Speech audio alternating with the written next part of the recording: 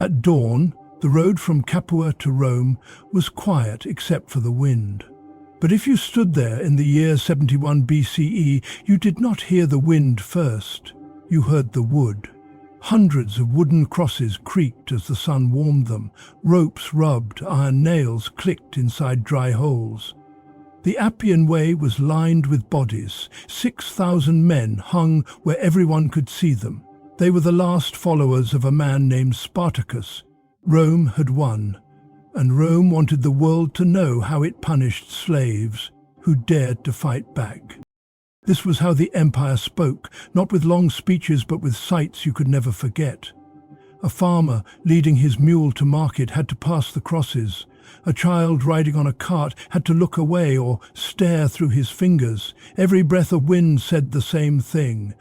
Do not rebel, do not even think it. The fear did not end with Spartacus, it only changed shape. Decades later, under emperors with marble faces and golden wreaths, the same message lived in new places. Large farms worked by chained men. Dark rooms under townhouses. Iron collars with the word "fug," runaway, scratched into the metal so deep it cut the skin. Rome ruled millions of people, and many of those people were enslaved. They cooked the meals, they tilled the fields, they rowed the ships, mined the ore, ground the flour, poured the wine, swept the floors, emptied the gutters, taught the children, counted the coins, warmed the baths, and held the lamps at night so their owners could read. Rome's greatness sat on their back. Rome had laws for all of this. The law did not hide its teeth. A slave was not a person in the eyes of the court. A slave was property, like a cart, a table, or a cow. If a slave gave evidence in a case, the judge first had him tortured to test his words. If a slave ran away, he could be branded on the forehead. If a slave stole, he could be whipped with a multi-thonged lash called a flagrum, the ends tied with bone or lead. If a slave fought back, the punishment could be death. Most days, though, terror was quieter. It was the tight door of the ergastulum, a locked underground barracks on big country estates. It was the heavy yoke called the furca, set across a neck and shoulders and carried through the streets so that all could see his shame. It was the iron chain that did not leave the ankle even when the skin swelled and cracked in the heat. It was the mine, where men cursed the dark and forgot the smell of rain. Yet slaves were human, and that truth pressed like a spring. They loved, they sang, they learned each other's faces in the half-light. They passed news from kitchen to kitchen, from market to market. They whispered names: Spartacus, Eunice, Salvius. Names of men who had lit fires in Sicily and Italy, and for a time made Rome nervous. And sometimes the spring leaped. Sometimes a house slave slipped a knife into his belt. Sometimes a field gang refused to work. Sometimes a cook poured a potion into a cup and waited. One such day came in the year 61 CE, long after Spartacus was dead. It began inside the home of a powerful man, a city official named Pedanius Secundus. He was the prefect of Rome, the one who kept order in the capital. He owned hundreds of slaves. To the neighbors, the house looked safe. Fine columns, neat lines of laurel, bright tile floors, bronze bowls shining in the sun. But behind the walls, the spring was bending. We do not know the name of the slave who killed him. Ancient writers did not bother to record it. We do know that it happened inside the house, and that one of the men who served him struck him down. The reasons are lost. Perhaps a beating, perhaps a threat, perhaps a promise broken once too often. The death shocked the city. If even the prefect of Rome could be killed by his own slave, no master slept easy. The law was clear. When a master was killed by a slave under his roof, every slave in that household must die. Not just the killer, not just the men who might have helped. All of them. Men, women, boys and girls. The rule was old. Romans said it kept other slaves from joining in or looking away. If everyone paid, then everyone would watch. Everyone would stop the knife. 400 slaves lived in that house. When the Senate met, Some spoke against the mass killing. 400 was not a number you could say without tasting metal. Neighbors in the district begged the senators to spare at least the women and the children. They said, "We are not Spartacus. We are not in the countryside facing an army of rebels. These are household servants. They have done us no harm. Do not stain the city with this." But older voices rose. They said, "The law is the wall. If we make a hole for pity, the wall falls. Let the sentence stand. Let the city see." The sentence stood. On the day set for the executions, people filled the streets to block the way. They cried out at the soldiers who came to take the slaves. Some threw stones and tried to cut the ropes. Mothers reached for girls who had once brought their babies milk. Men tried to pull boys from the line and hide them under cloaks. Soldiers raised their shields and pushed the crowd back. Stones hit helmets, blades flashed. The prefect's house was a storm of dust and voices. What happened next is known, but not in detail. We know the emperor, Nero, ordered more soldiers. We know the Senate did not bend. We know the slaves were taken to the place of execution and put to death. Ancient writers say only that they were killed according to the custom. Some were probably beaten and strangled. Some may have been crucified outside the gate, where carts rattled by and the smell of damp clay rose from the ditch. No one wrote the names of the dead. Their lives were not counted in the records that survived. But the city remembered the day. Rome had looked into its own mirror and seen a hard face. This is one path our story takes, from fear to law, and from law to blood. But it is not the only path. The empire was too wide and the slave world too large for a single rule to explain it. Punishment was not just about killing, it was about breaking the will. It was about making an example in 10 different ways so that the 11th man would bend. Rome kept a toolkit and it used what fit the moment. There was the lash and the wooden frame to stretch the back tight so each strike bit deeper. There were chains and collars with rings for ropes so a man could be led like a beast. There was the mine, which many called a living grave. Men sent to the metal worked in dust so thick it set in the lungs like wet sand. There were the quarries that cut stone for temples and theatres, where the sun flayed skin and the wind filled wounds with grit. There was the arena, damnatia ad bestias, condemnation to the beasts, where a person was pushed into sand and gates opened and animals came out hungry, while people shouted and tossed orange peels and bread crusts from the seats. There was crucifixion. The cross was slow, it was meant to be slow, the pain burned, then numbed, then burned again, as the body sagged and rose and sagged, seeking air, the ribs grinding at every breath. The cross stood outside the city, near roads, on hills. It was a signpost. People read it, even if they could not read letters. There were smaller common shames, shaved heads, the furka yoke, being made to wear the heavy clogs and rattle them on stone streets so the sound followed you like a curse. There was being forced to stand at the doorway with a sign hung round the neck listing your fault. There was being sold with a mark on the forehead so buyers laughed and haggled as if you were a cracked bowl. But terror alone is never the whole truth. The empire also needed slaves to keep working. Owners knew that fear without food breaks the tool. So there were rations of bread, oil, wine and olives parcelled out on strict days. There were little silver coins slipped as rewards. There were manumission papers kept in small wooden boxes, promises that if a person served well until 30 or 40 or, when the youngest child is grown, he or she could be set free, join a guild, marry, and wear a felt cap called the pileus to show it. These hopes were also tools.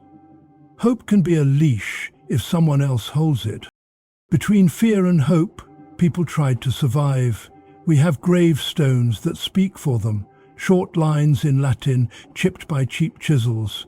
To amabilis, sweet and faithful. To Eros, a cook, 22 years old. To Chrysemus, freedman who served well. We find iron collars in the ground with little plates on them. Hold me, lest I flee. We read a few pages written by a master, Columella, who tells other masters how to manage field slaves. Keep them close, let them rest at noon in the worst heat. Count the tools, lock the doors, do not trust the gangs with wine. We read a philosopher, Seneca, who says masters should dine with their slaves sometimes, not because they are equals, but because kindness makes obedience easier. And we read Tacitus, who tells us about the day the city watched 400 people taken to die. Our story must honor these pieces, but it must do more than list them. It has to answer a question that stands behind the crosses on the Appian Way and the shouting crowd at the prefect's house and the iron collar in the dirt. How did Rome keep millions of people down for so long, and what happened when those people pushed back? To begin to answer, we will follow three strands that twist through the first century of our era like ropes through a pulley. The first is the memory of Spartacus, how the fear of that war shaped what came after. The second is the law about household murder, how one knifed master led to 400 deaths and what that taught the city about punishment. The third is the farm and the mine, how the daily grind of chains and whips built a slow kind of rage. But we will not stay in the clouds. We will walk with real feet on stone. We will go to a country estate in southern Italy where the ergastulum doors close at sundown and the smell of crushed olives clings to everything. We will enter a townhouse in Rome after the prefect's murder where the neighbors point and whisper and soldiers guard the street. We will stand in the arena sand on a festival day when the crowd is hot and the beasts are hungry. In each place, we will listen for the same small change in the air. The moment when fear stops working on someone and that person decides to act. For now, picture the big farm first. The owner lives in the city. He visits twice a year to taste the new oil and count the jars with his steward. The steward lives on the estate in a square house with a courtyard and a locked room under the floor. He keeps the keys to the ergastulum on a cord around his neck. The fields run out like brown quilts to the hills. Olive trees stitch the quilts together, their leaves silver in the wind. Farther out, a quarry chews a bite from the hillside. The work bell is not a bell. It is a cracked bronze gong struck with a stick. The gangs rise before dawn. The ground is cold. The air smells like wet rope and old ashes. The men tie rags around their feet and grab their tools: hoes, baskets, poles. The steward counts them by torchlight and marks the numbers on a board. If a man is missing, the board remembers. If a tool is missing, the board remembers. Men move out under the stars in lines, heads down, each with his own little hunger and his own little hope. Among them are men who saw the Appian crosses when they were boys, and boys who have only heard their fathers whisper the name Spartacus, as if it were a storm that once passed through the valley and might return. There are Gauls with pale eyelashes, and Africans with shoulders like carved wood, and Syrians who speak a sing-song Latin, and Italians from poor towns who were captured in debt and sold when their fathers could not pay. They understand almost nothing about each other when they first arrive. Work teaches them a single language: push, lift, carry, stop, hurry, now. Punishment shadows them. The steward's helper, he is a slave too, but a trusted one, walks the lines with a rod. He is the man you learn to fear, because his nod sends you to the frame. But he is also the man you study, because he is proof there are ladders even in a pit. Some men try to become him, some men plan to pull him down. Days blend, the olives ripen, the harvest is heavy, sleeves shine black with oil. The gong sounds at noon, and little bowls of porridge and olives go down fast. Men sleep in the dust, heads on folded arms. After, the gangs go to the quarry, cut blocks, wedge them, leave them out, slide them on wet planks with ropes and curses. One rope snaps, a block skids, a foot is not quick enough. The steward clicks his tongue and sends for the rod because clumsiness wastes the master's time. By night, the ergastulum takes them back. The door is thick, the room is low. You duck your head, and the smell meets you. Sweat, damp straw, iron, tired breath. Men chew the last crusts and talk in little rivers of sound. Someone hums a song from a far coast, a tune about a woman who waits with a lamp. Someone traces shapes on the floor with a splinter, a fish, a cross, a bird. Someone tells a story about a man who was set free at 40 and opened a shop and bought a boy and freed him too. Hope in the dark is a kind of food. But another kind of food begins to cook. It needs three things to boil: a fresh injustice, a memory of a different life, and a sign that others are ready. The fresh injustice arrives when the steward keeps back the rations, says the jars are short and the master is angry and everyone must eat less for a month. Men grumble. The steward's helper swings the rod, and one man falls, then two, then three. The room goes quiet that night, but the grumbling moves inside. The memory of a different life comes from a new man who is not new to slavery. He worked in a house in Rome and saw what happened after the prefect's murder. He tells the story in short pieces because the words make him shake.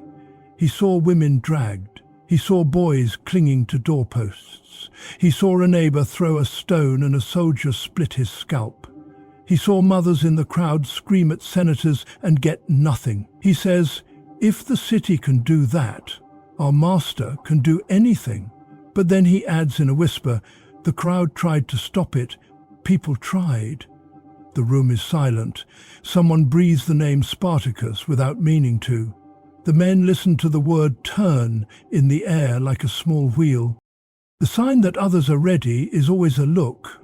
It is a nod that lasts a heartbeat longer than a nod should. It is a hand that holds a tool a little too tight when the steward's helper passes. It is the way a song stops when the guard puts his ear to the door. It is the way men stand close but not too close at the water trough and do not talk about the weather. It is the way hope and rage find each other in the dark and exchange names. Rome's punishments were terrifying for a reason. They were designed to reach into this very room and make these very men choose fear over action. The cross on the road, the beasts in the arena, the story of 400. All these were tools to push the spring back down. And for many nights it works. The talk dies, the men sleep, the gong wakes them and they march. The steward's board keeps its numbers neat. But a spring does not forget it is a spring. One evening, as the last oil press slows and the sky goes the color of old iron, the steward opens the storehouse and finds the jars not only full, but sealed with the wrong mark. Someone has mixed his tallies. Someone has moved his clay seals. Someone has made the board lie. He shouts. The helper runs. Men freeze at their posts with the last olives in their hands. The steward's face goes the color of milk. He knows what the master will say when the numbers do not match. He orders a punishment line before the gong. 10 men, then 20, then all who worked the third press. The helper lifts the rod. A man steps out of the line, not fast, not slow, and says in a voice that sounds like someone walking on breaking twigs, "No." In Rome, after the prefect's murder, the law answered defiance with 400 deaths. In Capua, after Spartacus, the road answered with 6,000 crosses. On this farm, the answer will begin here with one small word at sundown and a spring that has been bending for years. What happens when the tools of fear fail, even for a moment? The word no did not echo, it did not need to. It was soft and close, like a hand closing on a rope. The steward heard it and turned. The helper raised the rod and paused, waiting for the nod that always came. It did not come. Men in the line felt the ground tilt. For years they had swallowed pain like dry bread. Now something wet and living moved in their mouths. Courage or madness, or both. A few lowered their eyes, the way you do when a storm breaks. A few looked straight at the steward to see what a man in power looks like when his power is questioned. The steward's lips tried to find words. They found the old ones first. Bind him. 2 guards stepped forward, slaves like the others, but chosen for their backs and their quiet. They took the man by the arms. He did not pull away. He only said again, "No," and lifted his chin. "What is this?" the steward asked, trying to make his voice flat. The late light made his face a mask of gold on one side and ash on the other. "You think I do not see you? You think I do not hear the room at night?" He pointed at the line. "This is a farm, not a forum. The law is clear. The master's jars are short. The master's steward answers with cuts. That is how it has always been." The man who had spoken had a scar that ran under his ear. He had been a sailor once, before a debt had taken him. He said, "The jars are not short. Your numbers are lies." His voice did not shake. "We carried the oil. We counted. You kept back the rations to make your tallies sing." The helper lifted the rod again, higher. He liked the weight of it in his hand. The men nearest him stepped back, but not far. In their eyes the steward saw a new thing, not a wish to run, not a wish to beg, a wish to see what would happen. He flicked his eyes toward the ergastulum. The keys were on his chest, looped on the cord. He had worn them for years and they had made a groove in his skin. He touched them with his palm, a nervous habit he did not notice. "Bind him," he said again. The guards pushed the man to the ground. Dust lifted, soft as breath. The helper took his stance beside the whipping frame, a squat wooden thing stained 100 colors of brown. He liked to begin before the question, so the first answer would be mercy. He brought the rod down once, twice. Leather hissed, bone clicked. A hand grabbed the rod on the third swing. It was not the sailor's hand. It was a younger man's, dark with oil and quarry dust. He had arms like carved rope from sliding blocks all autumn. He did not shout, he did not swear. He simply gripped the rod and held it. The helper pulled, but sweat had eaten the handle smooth. The young man's grip was iron. The line moved, not a rush, not a wave, a leaning, like wheat under a wind. Men took half steps. A foot scraped. A basket dropped. The sound was small but full. The steward's mouth went dry. He remembered the city stories, a house where 400 died because of a knife. His skin prickled. He felt the keys against his chest, and, before he could stop himself, he covered them with his hand. The young man wrenched the rod free. He did not swing it. He threw it aside. The leather made a low slap on the earth and lay there like a dead snake. The world held its breath. Then the sailor stood. The guards let him.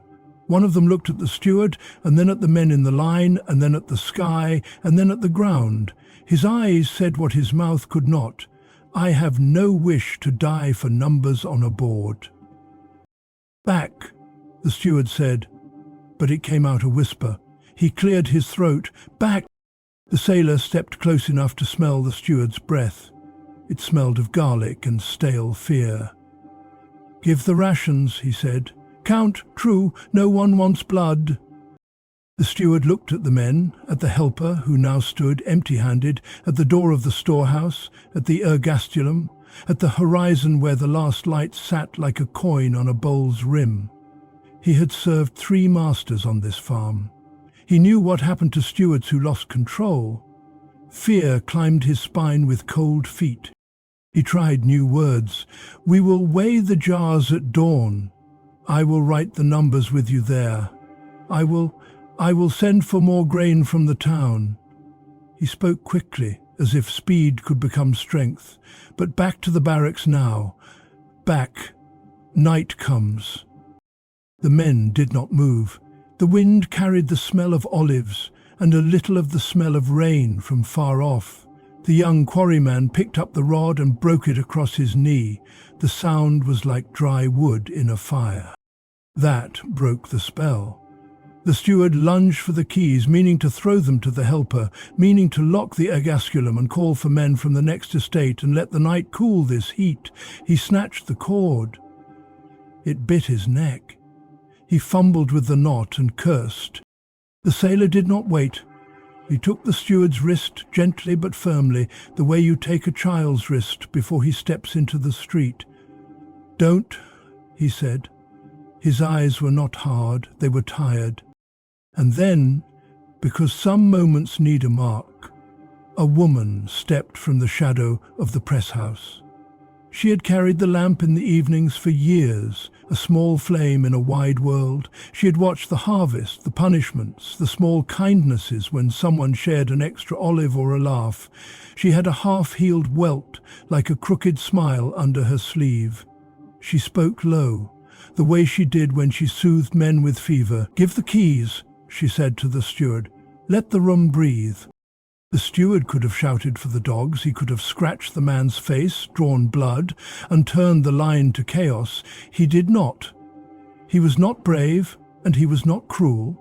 He was a bookkeeper who had risen to power by never making a mistake. He had made a mistake. The moment knew it. He tugged once more, and the cord snapped. The keys fell into his hand. For a heartbeat he held them tight. Then, perhaps because he saw again a Roman street with a woman dragged and a crowd shouting and soldiers without mercy, perhaps because he saw his own body on a roadside cross between here and the town, he loosened his fingers. The sailor took the keys. He handed them to the woman with the lamp. The line exhaled. No one cheered. They did not believe in victory, but something in their chests unwound, the way a knot in a rope loosens when a boat reaches calm water. "Slowly," the sailor said. "No one runs, no one hits. We open the door and we eat." That was the plan the fear had made for them. A small plan, careful, real. They would open the ergastulum, pass bread, count the rations aloud, sit, and decide what came next. The woman crossed the yard. The keys chimed like small bells. She felt the weight of them and the weight of every eye. At the door she found the big iron lock with its mouth like a square. She fit the key and turned. The bolt moved, iron on iron, a sound like a dull drum. The door swung, and a smell came out like night, sweat and straw and breath and hope. Faces rose in the half-dark. Hands reached. She held up the lamp so the light could touch the room as if it were a person. "Quiet," the sailor called. "Food first." They worked as if in a ritual. Pairs carried baskets from the storehouse. A boy with hair like dry grass climbed on a barrel to see, and the young quarryman took him down gently and set him on a stack of folded sacks so he could still see. The helper stood stiff by the press house, his hands clasped behind him, his eyes on the ground. He was thinking hard. He had lived 10 years between the rod and the men, loved by none and trusted by one. He weighed futures and found none easy. The steward sat on an upturned bucket. He pressed his palm to the place where the cord had cut his skin. He watched the bread travel hand to hand. He thought of the master in the city, of letters, seals, messengers. He saw roads in his mind, and soldiers, and a magistrate with a red border on his tunic. He knew the law liked clear pictures, a broken rod, a stolen key, an open door. It would call this not a negotiation, but an uprising. He stood. "Listen," he said, and it came out brittle. He tried again. "Listen. I will send to the town tonight. I will say thieves broke the seals, not men. I will say I found a mistake in the numbers, that is mine alone. You eat. At dawn we go to the fields. I will speak for you. You will not be punished." The sailor met his eyes. He wanted to believe. He had learned at sea that a small lie told to calm men in a storm could save lives. But he had also learned that a small lie told to gain time could kill them. "And the helper?" he asked. "And the frame? And the board that forgets our names?" The steward looked at the helper. The helper looked back, and in that look there was a whole life. A boy taken, a man made sharp to survive, 1,000 little choices to move from the lash to the hand that held it. The steward had never had to think about the helper's story. Now he did, and it made him tired. "The frame burns," the steward said slowly, as if pulling the words up from a well. "The board goes to the press to scrape oil. The helper," he hesitated, "keeps order without the rod." Murmurs rose. Men in the doorway of the ergastulum laughed once, not cruelly, more like a cough. The helper's face went a little grey. He had few tools. Without the rod, he had none. The woman with the lamp said, "Keys stay with us tonight." Silence. The steward closed his eyes a moment. When he opened them, he did not see slaves. He saw numbers that would not match in the city. He saw a master's lips thin with displeasure. He saw above all the law's face, blank, simple, heavy. It crushed like a millstone and left no mark of pity. "If the town hears," he said, "they will come. Not thieves, not neighbours, officials, with sticks wrapped in leather, with axes strapped to those sticks for show, with orders." He meant lictors, the men who walked in front of magistrates with the fasces. He meant local guards. He meant slave catchers from the market with iron collars and poles with hooks, men who knew how to turn a body without breaking it and how to keep it alive long enough to sell it again. He meant the kind of men who stood at the gates of amphitheatres on festival days and counted the condemned into the sand. "We know," the sailor said. A thin man at the back of the yard spoke for the first time. He was older than most, with a beard the colour of ashes. He had come from a town near Syracuse and had seen the end of a rebellion there when he was a boy. His father had taken him to the hill to watch the fires and had said, "Remember, this is how Rome answers." He said now, "We are not Spartacus. We are not an army. We ask for bread and count. If they come with ropes, we weep and go." His mouth tried to smile and failed. "No, the first step is chosen, the second finds your foot." They ate then, not as victors, not as supplicants, but as men and women who had fought to keep their own stomachs' peace. The bread was hard and the olives bitter. It might have been a feast for the way it loosened shoulders. As the light drained, the yard made small shapes. A boy tilting a bucket to catch a last drop of oil. A man soaking a crust in water to soften it for a friend with broken teeth. The helper staring at his hands, as if the rod might grow back. The steward counting, even when there was nothing left to count. Night took the fields.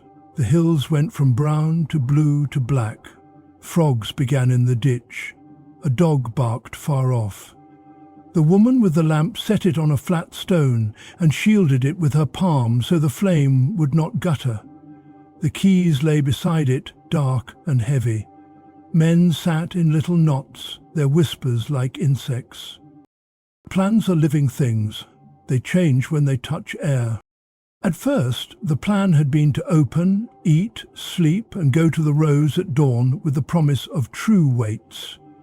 But in the dark, new lines drew themselves.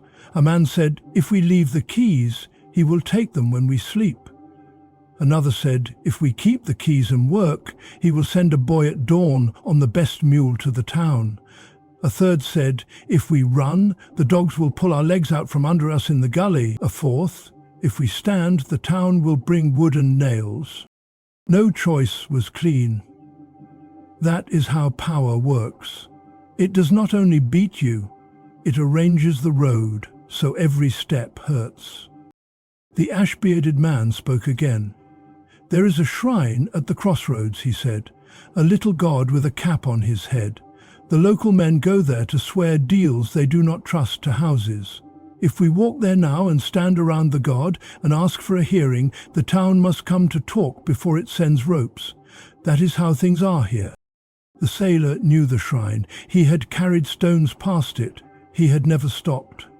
He thought of 400 in Rome. He thought of 6,000 on a road. He thought of a little god with an ugly face who liked honey cakes and oaths. He liked that plan because it did not ask the men to run like rabbits or to fight like wolves. It asked them to stand like men where roads met. The steward heard and felt a thin hope. If they came to the shrine and he came with them, not as owner, but as one of the speakers, he might tell a story that made the magistrate choose fines and replacements and not wooden nails. He could say, "There was a confusion with the seals. I have corrected it. The men have returned to order." He could live. The helper heard and felt nothing but cold. He had never seen the shrine up close. He had always turned away at the crossroads, ashamed for reasons he could not name. He felt, for the first time, like a man with no place. They decided, the way poor people decide when time is short. They stood, they nodded, they began to walk. Half the men stayed to guard the yard and the ergastulum door and the lamp. The others went to the road in a long, quiet file, like an army that did not know it was an army yet. The woman with the lamp led because she knew the hollow in the wall where the shrine sat and how to shade fire so it would last.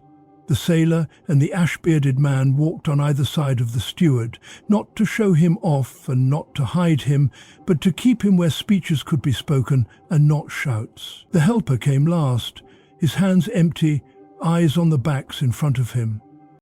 They passed the olive rows and the press house, and the meadow that turned to mud in spring, and the ditch where frogs sang. The road lifted. In the dust, old wheel ruts ran like rivers that had dried long ago. Stars came out, few and hard. The air smelled of sage and cold metal. The crossroads was a simple place. A low stone wall, a little pillar with a face four ways so the god could watch each road. A flat rock where people left offerings. In harvest time, men sometimes left a handful of grain. In sickness, a woman sometimes tied a bit of cloth to a twig and asked for her child to live. There were wax drips from old candles.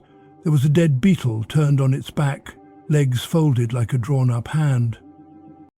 The woman set the lamp on the flat rock. Its light made a round the size of a room on the dirt. Men stood around it in a larger round. The steward folded his arms to stop them from shaking. The ash-bearded man raised his voice, not as a priest and not as a rebel, but as a neighbor, which was the oldest kind of speaker. "God of the roads," he said, "we stand. We ask for talk before ropes. We ask for bread before blows. We ask to count under the sky." His words went into the cool and did not come back. That is how prayers are. But they move people who hear them. At the edge of the crowd, a boy with a quick mouth said, "No one will come at night." The ash-bearded man nodded. "Someone will come," he said. "The town hears small sounds." He was right. Far off, a horn made a flat note. Not a war horn, a town horn. Another answered, closer. The men looked at one another without moving their heads. The woman shaded the lamp again. The steward shut his eyes. The helper swallowed and felt it stick. "What do we say?" the sailor whispered. He was not asking the ash-bearded man. He was asking the night. No one answered. The night held its secrets with both hands. Hoofbeats came. Not many. 4, 6. A shape of riders topped the low rise, then another shape on foot. Men with bundles on their shoulders that were not bundles but sticks wrapped in leather. Fasces and poles with iron. Slave catchers' tools. A neat little piece of Rome. Walking. The men in the circle breathed. The woman lifted the lamp so the light reached their faces. She did not tremble. She had learned long ago that fear wastes light. The steward stepped forward one pace and felt the earth under his sandals. He had stood before angry masters and saw-armed taxmen. He had never stood in this place, between men who looked at him as owner and men who looked at him as hostage. He tasted iron in his mouth. He did not know if it was blood or the night. The man at the front of the riders had a plain helmet and a short sword that had seen more show than use. He looked like a clerk who had been given a weapon and told to behave like a soldier. His lictor, an older man with the leather-bound rods, cleared his throat. "Who speaks?" the rider asked, his voice carrying the easy power of someone who sleeps under a roof with a guard at his door.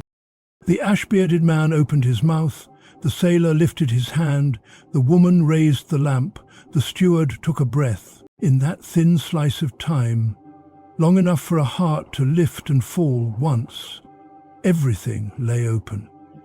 The law, the custom, the farm, the road, the cross, the beast gate in the arena, the mine, the paper that makes a free man, the hand on the rod, the hand on the key, the lamp on the flat stone.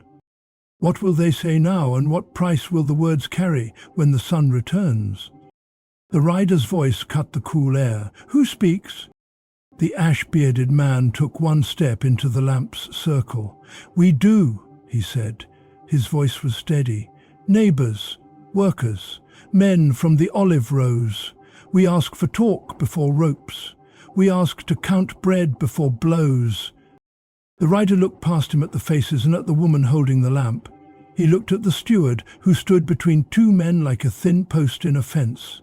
He made a small, bored motion with his chin, and the older man beside him, the lictor with the bundle of rods, stepped forward. "This place is not a court," the lictor said. His bundle had an axe head tied in, the iron catching a line of lamplight. "But the law walks where we walk. Who holds the keys to the barracks?" The woman lifted the lamp a little higher. "I do," she said, "for the night." A slave catcher behind the lictor laughed. He had a pole with a hook at the end. He swung it slowly, like a man warming his arm. "For the night," he said, as if tasting a joke. The other catchers smiled, the way men smile when they plan to be paid. The steward wet his lips. He could feel the circle around him like a hand. "They opened the door," he said. "We have eaten. There was a mistake with the jar seals. It will be set right at dawn. No one was hurt." The rider's eyes paused on the red line on the steward's neck where the cord had cut. His mouth twitched. "No one?" he said. The helper felt all the eyes slide toward him.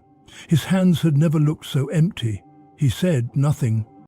The ash-bearded man spoke again. "We stand at a shrine," he said, nodding toward the little four-faced god. "We ask for a hearing. Let us weigh the jars together in the morning, in the yard, under the sky. Let the steward speak. Let us speak. Then we go to the rows. We make oil. The year is good. The presses sing. Do not carry men to the town like thieves when the god is watching." The lictor's face did not move. He had heard 100 speeches like this. He had led men to market and to prisons and to the arena. He had not been moved by lamplight or gods at crossroads since his hair turned grey. He lifted his bundle of rods to chest height. "The magistrate will hear," he said, "tomorrow. In town, before the gate. You will come in lines. You will set the keys down. The men who led this will step out. The law will write their names. Then we will talk of jars." "This is a trap," said the young quarryman softly. The rider heard. He did not pretend he had not. "The city has rules," he said. "There was a slave war in our father's time. Sometimes men remember the wrong stories. It is our work to remind them of the right ones. Leaders step out, others return to their places. That is the rule. Show me the leaders." Silence. The night held the circle tight. The rider waited. He did not hurry. He knew time weakens brave plans. He let the men study his boots and the lictor's rods and the slave catcher's hooks, and he let their courage cool like iron left in air. When he spoke again, his voice was calm. 3 men, he said, as if choosing a fair number from a basket. Give me 3 and the rest go home. 3. The number walked around the circle and sat down beside each man's name. The ash-bearded man felt it look at him. The sailor felt it press his chest. The young quarryman clenched his jaw. The helper looked at the dust at his feet and saw a rod there that was not there. The steward swallowed. He heard in that simple, reasonable number the clang of gates and the scrape of iron. He had been to the arena on festival days. He had watched a morning show when the beasts came out first and the crowd was still cold. He had eaten olives and bread, and he had not thought about the names of the men in the sand. He thought of those men now. He saw 3 shapes pushed through the gate. He saw 3 poles hammered into place.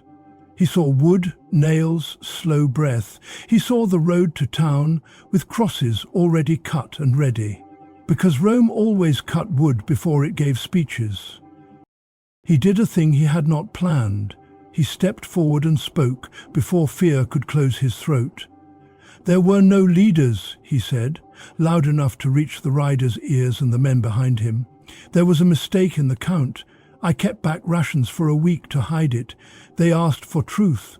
They took the keys from me because I did not deserve them. They opened the door. They gave bread. I promised to burn the frame.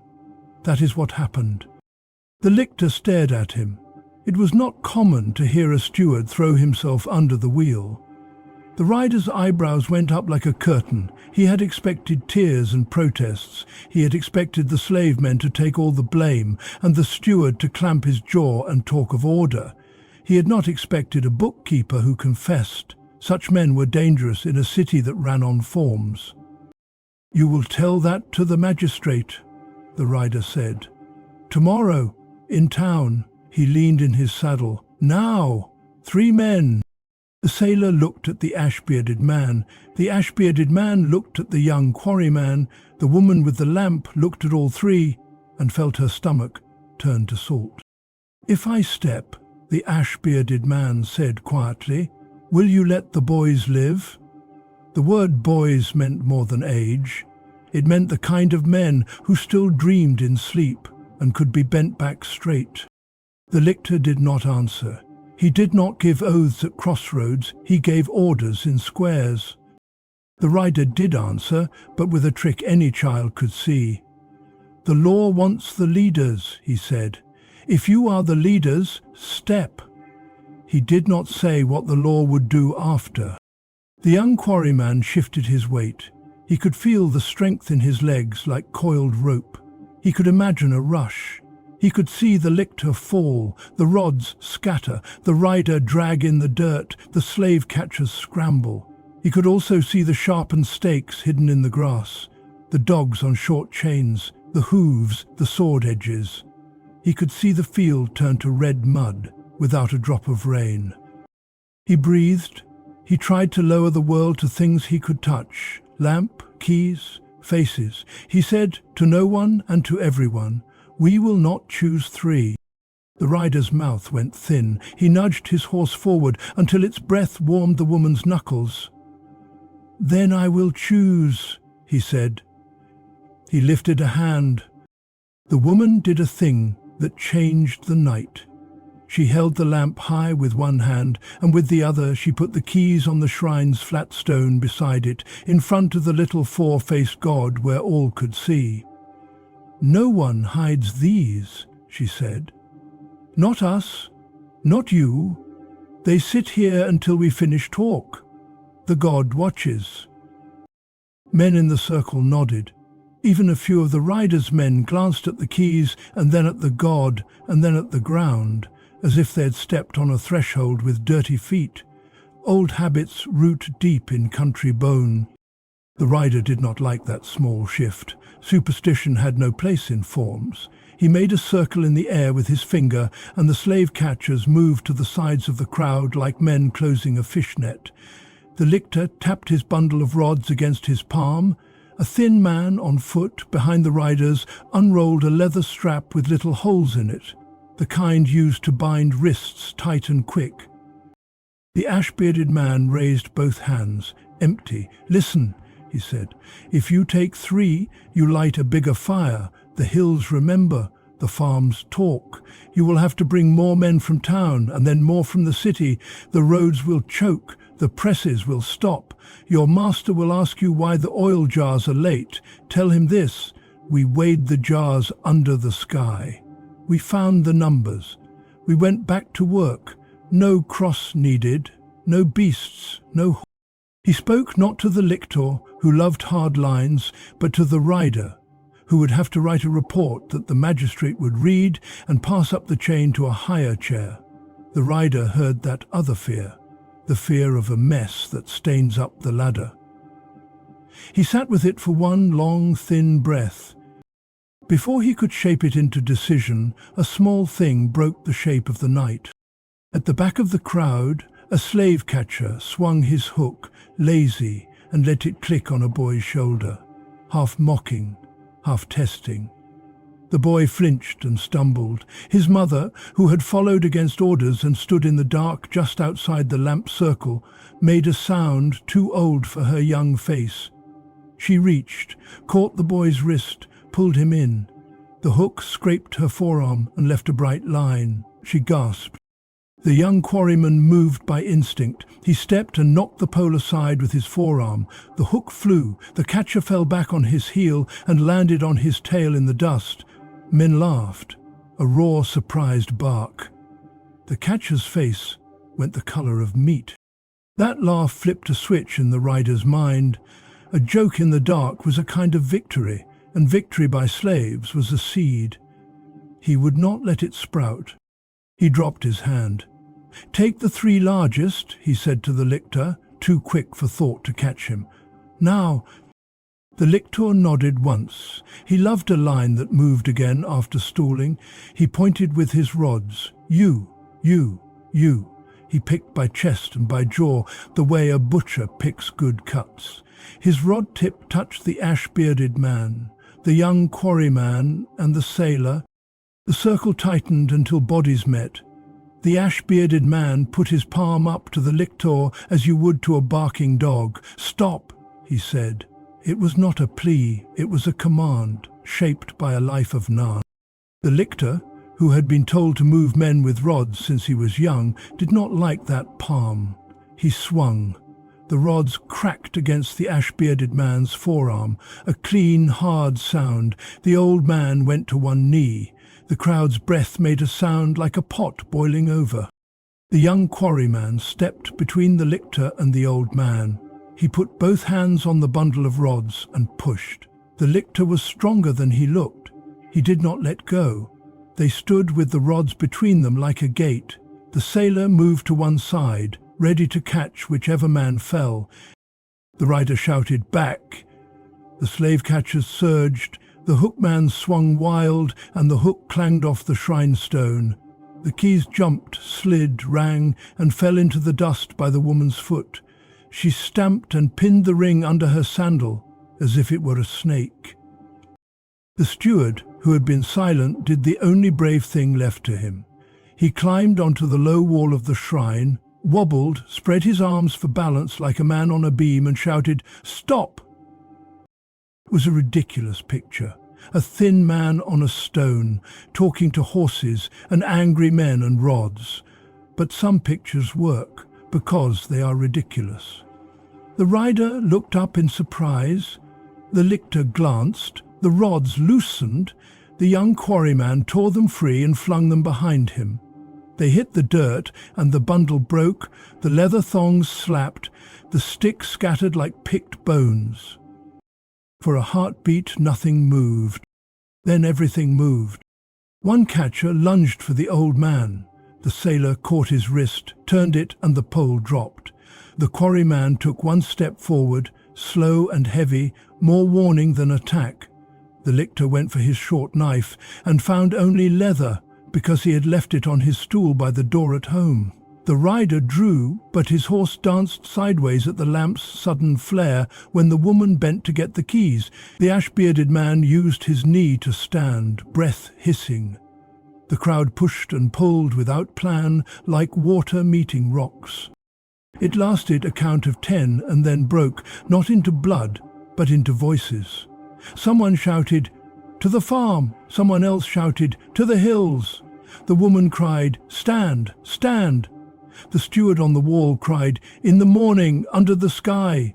The rider, hot with fear at losing the shape, blew his horn short and sharp, and his men stepped back by habit, forming a line. Lions, calm men. The rider put his sword down by his thigh. He was breathing as if he had run. He tasted anger and the metal of the law and his own small worry about letters with his name in them. He looked at the shrine, the keys, the lamp, the faces. He made a new path. "Dawn," he said, like a judge striking a board. "At the yard. We weigh the jars, all men present. No one leaves the farm. The 3 I named wear cords on their wrists so I can find them in the crowd. If any man runs, we come with wood." He looked at the old man, at the sailor, at the quarryman. He did not ask. He told, "Hold out your hands." The ash-bearded man lifted his wrists.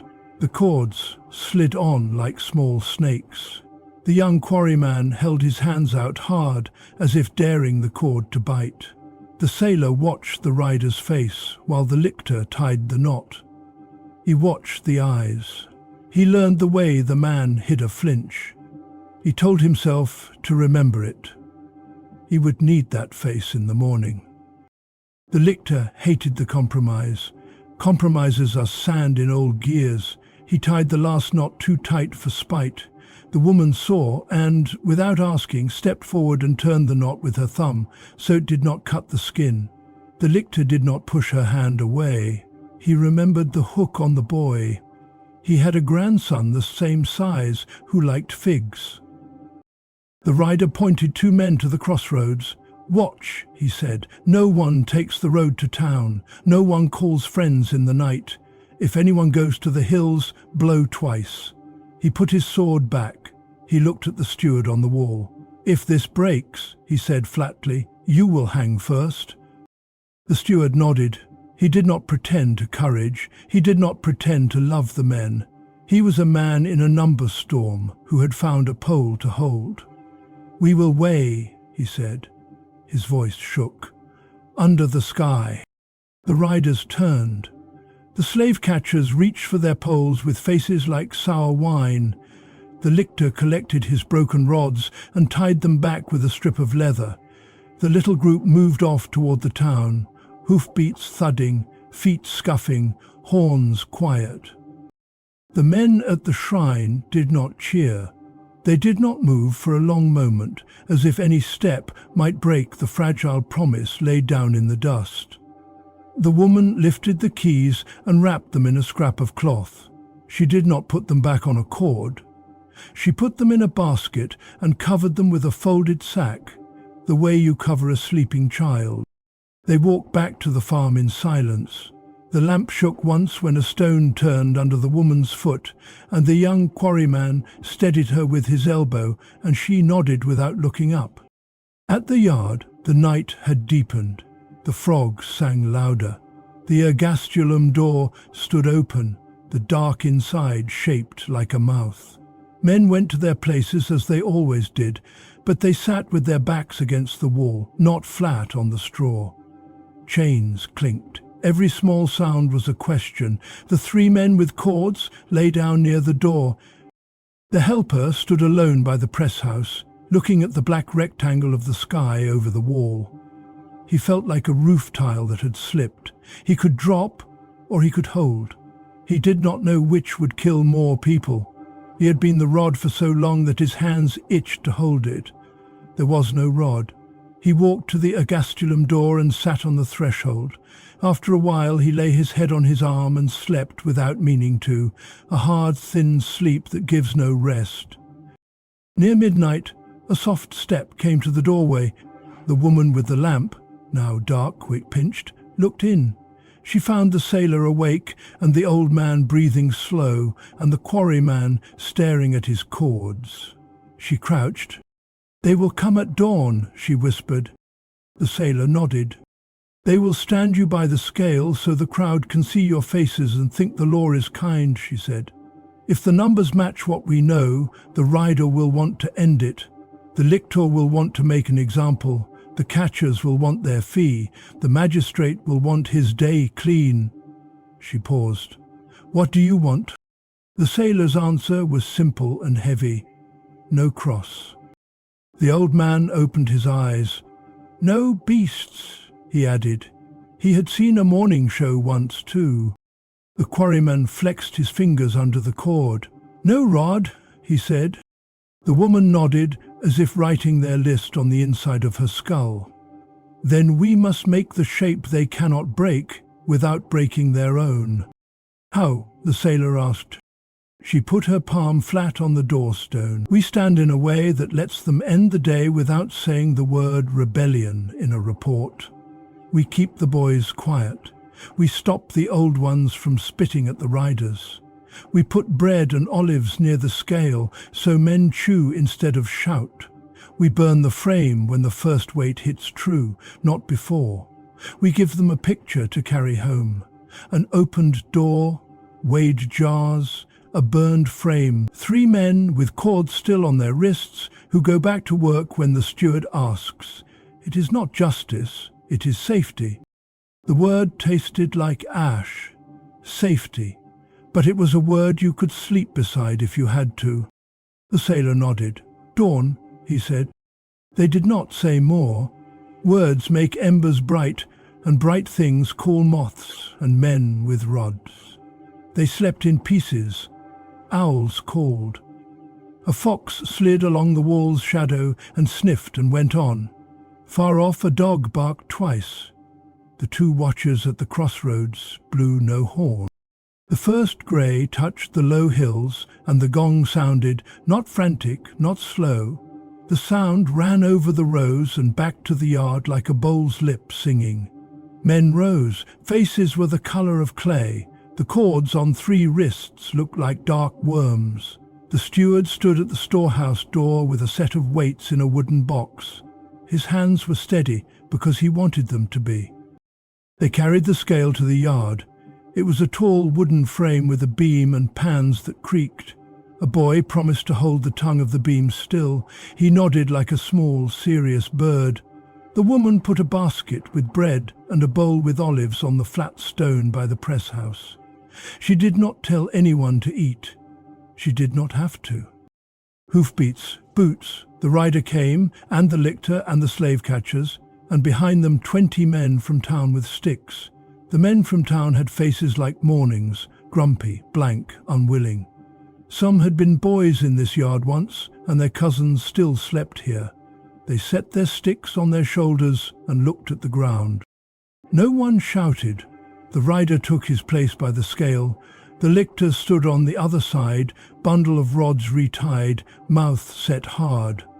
The slave catchers spread on the fence like crows. The steward lifted the lid of the weight box. The ash-bearded man stepped forward. His cords looked strange against his old skin, like a child's game wrapped on the wrong toy. "Weigh," he said. They weighed, jar by jar, string by string cut, seal compared, oil poured to the line, numbers read out. The steward called, 2, 4, 6.5. The boy at the beam called, "True." Men passed jars. The world narrowed to shape, weight, sound. With each jar, a thread in the yard loosened. Shoulders dropped. A man ate an olive and did not choke. The helper came to the edge of the circle and stood with his arms crossed and said, "True," once under his breath by mistake. At the 10th jar, the rider let out a small breath through his nose that only his horse heard. At the 12th, the lictor's jaw worked like a pestle in a mortar. At the 15th, a slave catcher yawned and covered it with the back of his hand. At the 20th, the steward looked at the woman looked at the frame. The old man looked at the sky, pale now with a few thin clouds sliding like fish under the surface of the lake. The ash-bearded man said without turning his head, "Now." The young quarryman lifted the whipping frame with his hands as if it were a small gate and carried it to the press house. The wood was lighter than the memory of it. He set it down, took a coal from a brazier, blew until it glowed and tucked it under. Smoke woke like a thin grey snake. Fire took. The frame that had taught men to fear turned to light and heat. The crowd did not cheer. They watched like men at a burial. The lictor stiffened. The rider did not move. He had his picture now. Jars weighed, frame burned, no man running. He could carry this up the chain. He could say, "Order." He could not say, "Rebellion," unless he wanted work. "Cut the cords," the woman said softly. The lictor opened his mouth to say no. The rider raised a finger without looking, and the lictor shut it. The steward took a knife from the scale box and cut the cords from the ash-bearded man's wrists, then from the sailor's, then from the young quarryman's. The cuts left pale lines, like places where ropes had once been on a boat's mast. The men rubbed their wrists as if waking from a dream. The rider turned his horse a little and lifted his hand. "Enough," he said to the lictor. "Write your note. Tell them we came. Tell them we watched. Tell them the jars weighed and the frame burned, and the men returned to the roads. Tell them the steward will present himself in town at noon to answer for the seals and receive his fine." The lictor stared at him, old anger burning without smoke.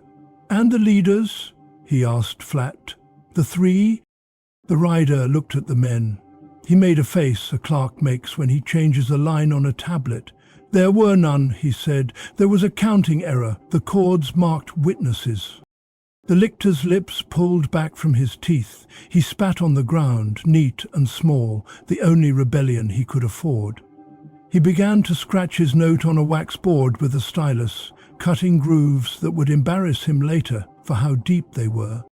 Men began to breathe like men again. The helper let a long, thin sound leave his nose that was almost a laugh and almost a sob. The woman stepped back and let her shoulders sag for the first time in 3 days. The steward closed the weight box and pressed his palms to the lid like a prayer. Then the horn blew, twice, flat from the far side of the farm.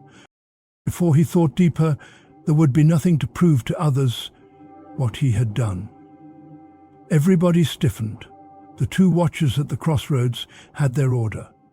Blow twice if any man went to the hills.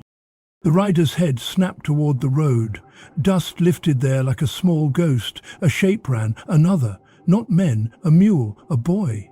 A third shape, fast, low. The lictor looked up, sudden joy in his face, like a child at a market stall. He loved when clean lines got dirty. It meant his trade was needed. "They run," he said. The sailor shaded his eyes.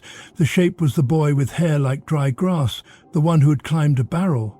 He was on the best mule, because he had been told to take the animal to water at first light. Behind him ran the dog from the next farm, a friendly thief who liked mule feed. The boy had turned toward the stream by habit, not the hills. The watchers, half asleep and full of fear, had blown. The rider's jaw muscles bunched. He heard the truth in the ash-bearded man's laugh, low and tired. "This is how trouble begins," the old man said. "Not with a plan, with a mule and a dog. But even a mistake can kill." The slave catchers moved without orders, happy to be needed. One sprinted for the boy with the hook held out like a farmer's fork. The boy, eyes wide, pulled on the rope, the mule jerked, the hook flashed. The woman shouted, "Stop!" The rider shouted, "Hold!" The lictor shouted, "Now!" The sounds crossed like thrown sticks. The hook caught cloth. The boy cried out. The mule kicked. The rider's horse danced. The lictor smiled, a little knife smile. In the next breath, someone will choose which story today becomes: the picture the rider can carry home, or the cross they will have to cut wood for. The hook flashed. The boy's cry cut the air. The mule kicked. The rider's horse danced sideways. The lictor smiled, thin and eager. In a blink the calm picture broke. The young quarryman did not think, he moved. He ran low and hard, the way men run when a rope snaps on a block and you have one breath to save a foot. He reached the boy before the hook could bite deep. He threw his shoulder under the pole and lifted. The iron tip skimmed the boy's sleeve and tore only cloth. The mule plunged. The boy slid down its side like a sack and hit the dirt, breath gone. The catcher yanked the pole back, angry at himself and at the laugh he had heard earlier when he fell. He swung again, wide and sloppy. The pole's hook rang off the wooden frame of the scale. The beam jumped. The pans slashed. Oil sloshed and ran in a dark line. "Hold!" the rider shouted. The lictor heard. "Now!" he charged. He brought his retied rods down on the young quarryman's back, once, twice. The sound was sharp and mean. The quarryman staggered but did not fall. He turned and took the third blow on his forearm. The old man stepped forward, hands up. The sailor caught the mule's rope and pulled the animal back, talking to it the way men talk to ships in rough water, low and steady. The woman grabbed the boy and pulled him under the line of men. She pressed her palm flat on his chest until his breath came back in a rush. "Stay small," she said. "Stay still. Chaos has a taste. It is bright and tin-colored. It makes men think they are strong when they are only loud." The yard filled with that taste. A town guard at the fence tightened his grip on his stick, then loosened it when he saw the boy on the ground and the woman's hand. He stared at the lictor. The lictor did not see him. The lictor saw only a picture he liked. A blow given, a body bending, fear returning to the right places. The rider saw a different picture. Oil spilled, scale rattled, a mistake turned into a riot by a fool with a hook and a stubborn old man with a prayer. He knew what a report looked like when it told the wrong story. He could read the lines on his own future. He chose. "Enough!" he barked, like a whip crack. He wheeled his horse in hard and let the shoulder of the animal push the lictor away from the quarryman. "Back!" he said to the slave catchers. "You swing again, and you carry the fine for the spilled oil." The catcher blinked, surprised to be spoken to like a boy. He stepped back 2 steps, then 3, face hot. The lictor's eyes went bright with insult. "You order me, boy," he hissed to the rider. His whisper had more teeth than a shout. The rider did not lower his gaze. "I keep order for the magistrate," he said. "You carry wood and words. Do your part." The lictor's hands shook once, and then stilled. He had made a life from not losing control when slapped with soft hands. He turned that life into a cold smile. "Then order this," he said. He pointed at the young quarryman and the old man with his chin. 2. Arena, tomorrow. And that one," his chin flicked at the sailor who still held the mule, "for the cross if the magistrate's mood is as bad as mine." The yard went still. The words hung heavy. Arena. Cross. They were not rumors now. They were choices being set on a table. The steward felt his stomach drop. He had thought he had given the rider a story he could carry home. He saw it fall apart in a breath and become something else. He climbed down from the shrine wall. He did not look tall. He looked like a man who had carried boxes too long and had found the bottom of the last one empty. He went to the rider's stirrup. He put his hand there the way a man puts his hand on a bench in a dark room to find his way. "Listen," he said, low enough that only the horse and the rider and the woman close by could hear. "The town remembers the 400. The city remembers Spartacus. No one wants smoke again. 2 men to the arena on a day with no festival will look like spite, not law. You cannot feed beasts without drums. The crowd will not come. The magistrate will have to drag people from their bread. He will curse and send for you, and you will stand and say it was the lictor. He will not care. He will say it was you. He will count the jars and say, why late? He will count the men and say, why fewer? He will count the letters and say, why long? The rider did not move. He looked past the steward at the people in the yard. He saw the woman's hand on the boy's hair. He saw the young quarryman with the welt rising on his forearm in a thick red line. He saw the old man's mouth, set but soft, as if he were still speaking to a god in a corner. He felt the law in his chest. He felt the town's dislike of big shows on small days. He felt the lictor's stare on his cheek like hot sand. He felt his own name in a future sentence and did not like its place. He chose again. Not the arena, he said. His voice was flat as stone. Not today. He lifted his chin. Town, now, witnesses, a fine for the steward. A beating for the helper because the board lied. 20 strokes, counted. Then he paused and reached for a word that would sound like control. The 3 men who wore cords will be brought to the magistrate. He will decide. No beasts, no crosses without his word. The lictor exploded. You move the poles as you please, he spat. You think the law is clay. It is iron. It keeps shape when men like this push. He jabbed at the crowd with his bundle of rods. If Rome bends, Rome breaks. The ash-bearded man spoke very softly, almost kindly. If Rome never bends, he said, Rome shatters and cuts the hand that holds it. The lictor heard nothing but the tone. Soft. He hated soft most of all. Bind them, he said to the catchers, those 3, now. The rider did not fight this one. He could not fight every piece. He could give the day shape, but not softness. Bind, he said, before the lictor could enjoy saying it twice. The slave catchers were quick when they felt the river carry them. They tied the sailors' wrists with leather straps. They tied the young quarryman's hands, careful to keep the knot away from the fresh welt, so the pain would not make him buck like a mule. One of them, the one who had laughed earlier, met the quarryman's eyes and looked away fast. He had not wanted to because he knew the face would stick. They tied the old man last. His skin was thin. The strap made a white line that the blood rushed back to fill. He kept his gaze on the woman, and he smiled as if they had met at the market and shared a joke. Keep the lamp, he said. There is always a draught in town. The helper stood and waited for his name. It came. You, the rider said, not looking at him.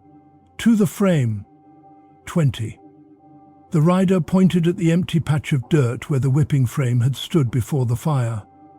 Throw a rope over the press beam, make a loop, tie his wrists, count. The yard looked at the black ash where the frame had burned. The young quarryman's face hardened.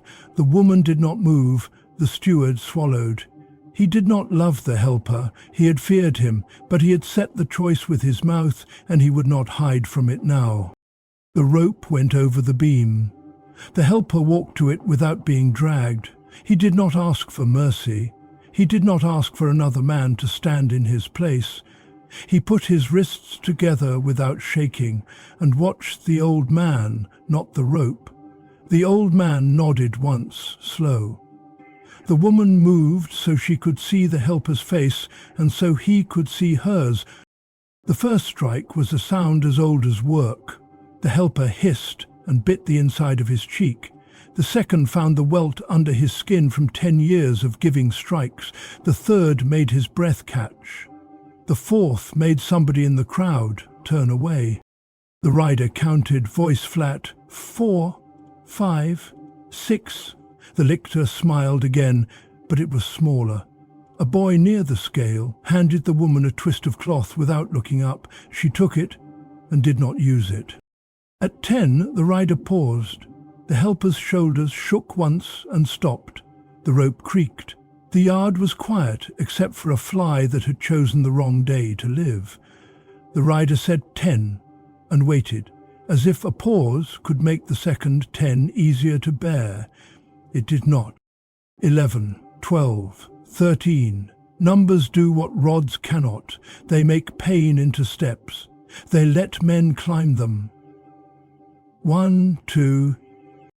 At 20, the rope went slack. The helper sagged and stood again by will alone. The rider nodded to the man with the strap. The strap came off the helper's wrists. The helper did not fall. He turned and, to the shock of the yard, lifted the rope from the beam himself and coiled it and set it on the ground, neat. He had lived too long between order and pain to leave a rope on a floor. He walked to the wall and leaned and stared at the dirt. The rider pointed at the 3 bound men. "To town," he said. "Now." They went. The road to town was not long in miles. It was long because feet and wheels and hearts were heavy. The woman walked beside the sailor. She did not hold his arm. She walked close so he could hear breath that did not shake. The young quarryman walked with his spine tall, each step set down like a small oath. The old man hummed, low and tuneless, a sound men make when they carry weights far. People came out to see. Farmers paused in their fields, hands on hips, eyes narrow. Children climbed walls and called to each other and then went quiet when they saw the leather on the wrists and the men on horses. A baker wiped flour on his apron and stood in his doorway with the smell of warm bread around him like a winter cloak. A woman carrying a basket of figs pulled one out and put it in the boy's hand as he passed, and his mother took it and broke it and fed him half and kept the other half for later, because sweetness helps when the mouth is dry. At the town gate, the lictor went first. He liked to show the rods. The guards looked bored and then stood straighter when they saw the rider's face. They had eaten breakfast with him and knew what his eyebrows meant. They nodded him in. The forum was a square with a stone platform. The magistrate sat in a chair with red borders on his tunic and lines at the corners of his mouth from years of hearing the same stories told by different mouths. He had a clerk with a waxboard and a stylus. He had 2 more lictors at his feet, with bundles that looked heavier than the one on the road because they were closer to the chair. "The report," the magistrate said with no extra words. The rider gave him the picture he had built. Jars weighed, frame burned, cords cut, order restored, a hook on a boy by accident, a scuffle without blades, 3 men who had stood at the front of the talk brought to answer. He did not say, "The lictor wanted the arena and I said no." He said, "No beasts, no crosses without your word." The lictor spoke next. His speech was a wire, thin, strong, unbending. Slaves took keys, slaves opened doors, slaves broke rods, slaves struck a lictor's bundle. The law is clear. Punish as example. The magistrate listened with a face like a shudder. He looked at the steward. "You." The steward stepped forward. His hands hung like tired animals. "I kept back rations to hide a mistake," he said. "I am fined." "What did you keep?" the magistrate asked. "A week's bread," the steward said. The words were heavy. "And a day's oil. I counted wrong and tried to make the board sing the right song." "Fool," the magistrate said with no heat. He had seen men like this since he was young. "Your fine is 2 jars of oil to the town poor and 1 to the temple. Pay by dusk." The steward bowed his head. He had expected worse. He had expected leather on his back. The fine felt like rain after a day with no shade. The magistrate turned to the 3. He looked at their faces as if studying a coin for wear. He saw a seam of rope burn on the sailor's wrist.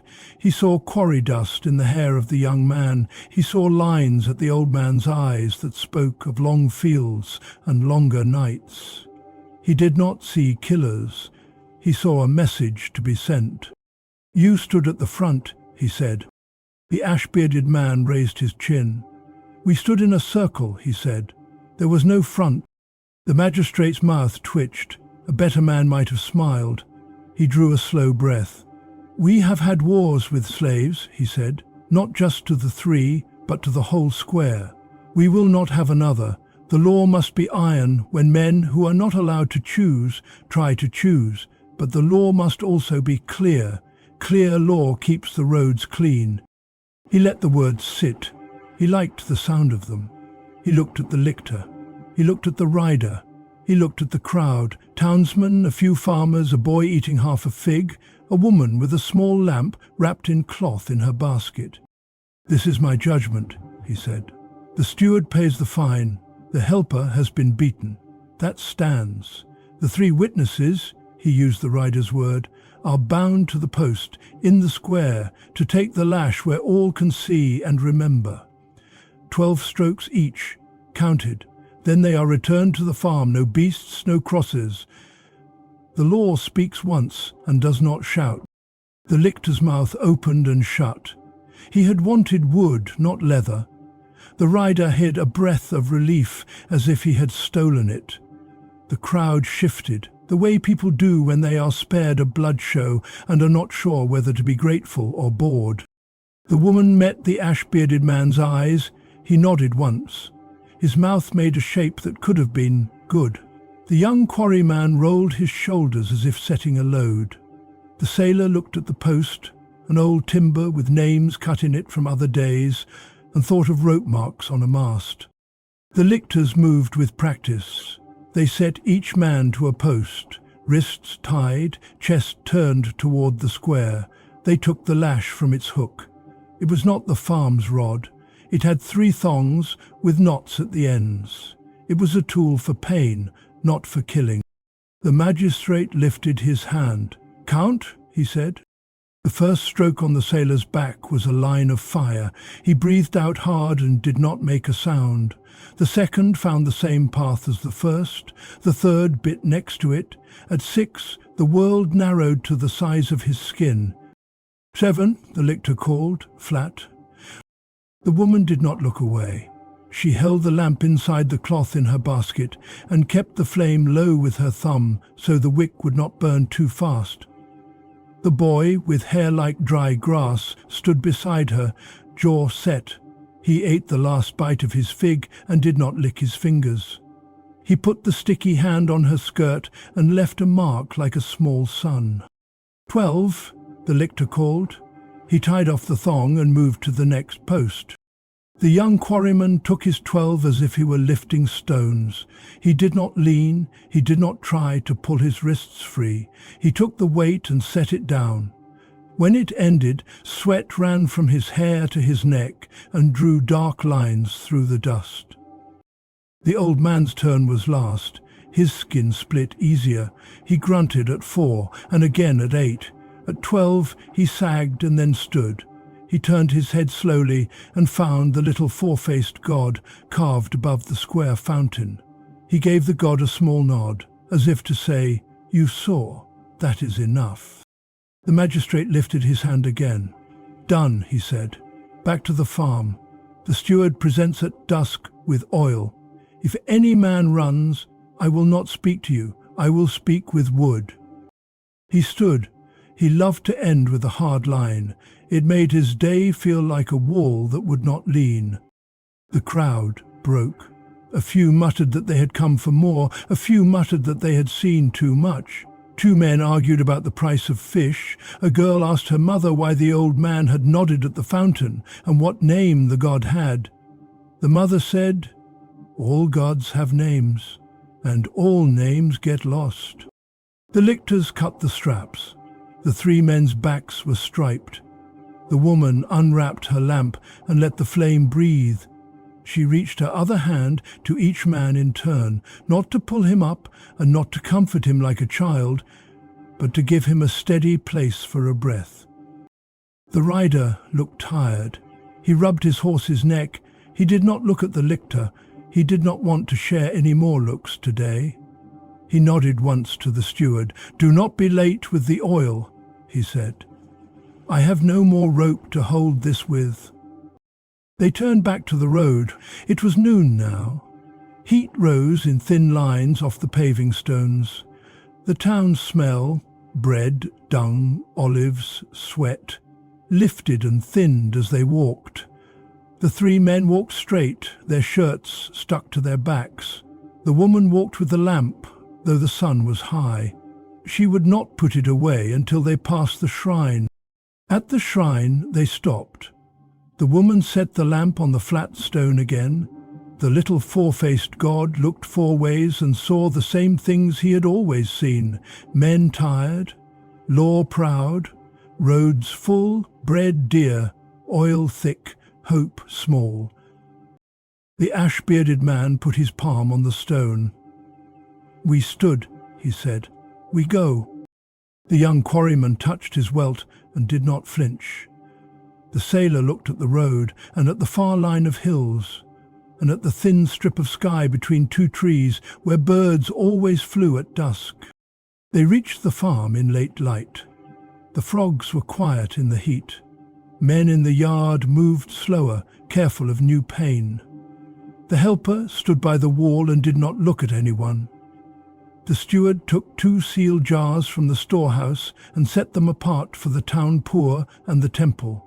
He ran the wax seal under his thumb so it shone and did not smear. They should have slept. But fear does not always wait for night.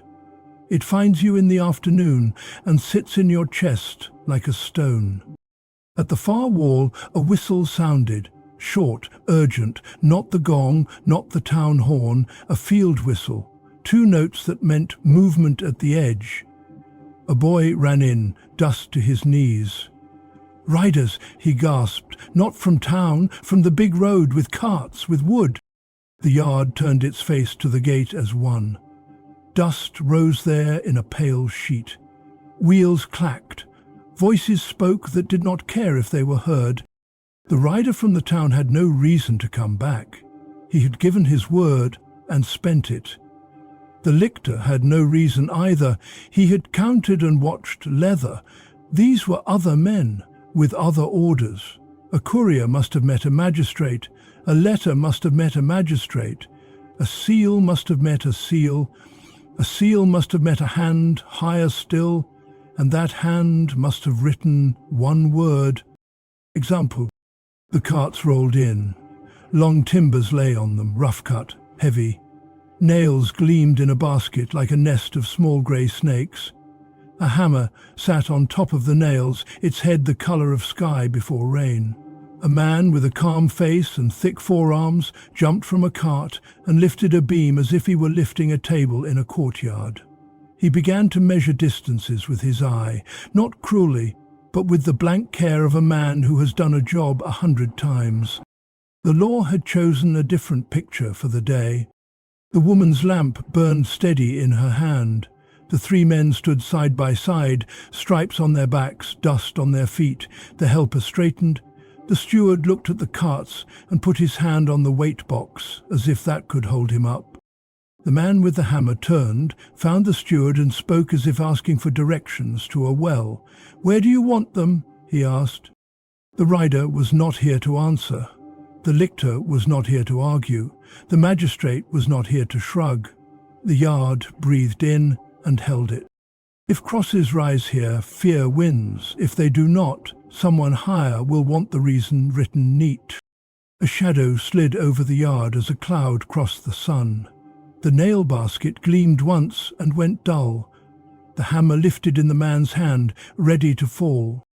The man with the hammer waited. His eyes were steady, the way a mason's eyes are when he measures a wall. The carts held long timbers. The nails in the basket shone like little teeth. The yard held its breath. The steward found his own voice first. It sounded small. "Who sent you?" he asked. The man with the hammer shrugged. "Orders from the road post," he said. "A rider from the coastal highway brought a tablet at dawn. It went to the town watch. It came to us with pay. Erect patibula at the farm where slaves made talk. He frowned a little, as if tasting an odd word. Patibula, crossbeams, posts, examples. He said examples like a man who hangs out washing lines, simple, practical, not about life and death at all. The woman's lamp burned steady. She stood with the three men. The helper straightened his back from the wall and came to stand with them too. He had stripes on his shoulders under his shirt. They itched and he let them itch. The steward's mouth was dry. "Who signs it?" he asked. "Names can change a day." The man lifted a small wax tablet from his belt and flipped it open. The mark was not the town magistrate's neat curl. It was a tight, sharp hand, the kind made by a man who signs many orders with little time. "The procurator's assistant," the man said, "from the grain office." He tapped the wax with a blunt finger. "They do not like trouble in harvest. They do not like oil carts late. They do not like stories spreading down the road. They like wood." The town rider had given a picture that ended with leather and a warning. The heavier office far away had chosen a picture with wood. The rider from town was not here. The lictor from last night was not here. But the law had come back as a set of beams and a man with a hammer who did not argue. He only asked, "Where do you want them?" "Nowhere," the woman wanted to say. She did not. Words waste light. The steward lifted his hand to point. "Out by the lane, away from the yard, not on the press side where men eat," but he stopped. The young quarryman touched his arm, gentle. "Not you," he said, "not your choice alone." The ash-bearded man stepped forward. His back was striped, his voice was not. "Listen," he said to the man with the hammer. "If you raise them here, you will have to watch them every hour. Men will spit when they pass, boys will throw stones, women will tie scraps to them and pray without knowing why. The wind will make them sing at night, and no one will sleep. Put them at the road, put them where the shrine can see them, let the god keep count." The man with the hammer looked at the shrine, at its four faces. He was a practical man, but he had grown up in the country. He knew it was not wise to insult a god who watched crossroads. He nodded once. "The road, then," he said. "By the ditch, we set two." The number fell in the yard like a falling stone. The old man's mouth moved without a sound. The sailor looked down at his wrists and then up at the sky and watched a hawk turn a slow circle. The young quarryman's jaw set. The woman did not move. She did not beg. She held the lamp. The flame did not shake. The men with the hammer and nails went to work. They lifted the posts. They stamped the hems in the dust to test the ground. They set cross beams to measure the balance. They whistled under their breath, because men always whistle when they try to make hard work feel simple. The helper stepped near the steward. "You can stop this," he said, voice low. The steward shook his head once. He had learned in one day how narrow his power was. "Not me," he said, "not now." Beyond the wall, hooves. The town rider came back at a hard pace, sweat dark on his horse's flank. Dust rode a line behind him. He saw the carts, the beams, the nails. He pulled up so fast the horse skidded and coughed. "What is this?" he asked. His voice was not stone now. It had edges. "Orders," the man with the hammer said. He did not look up from his line. "From the road office." The rider swung down.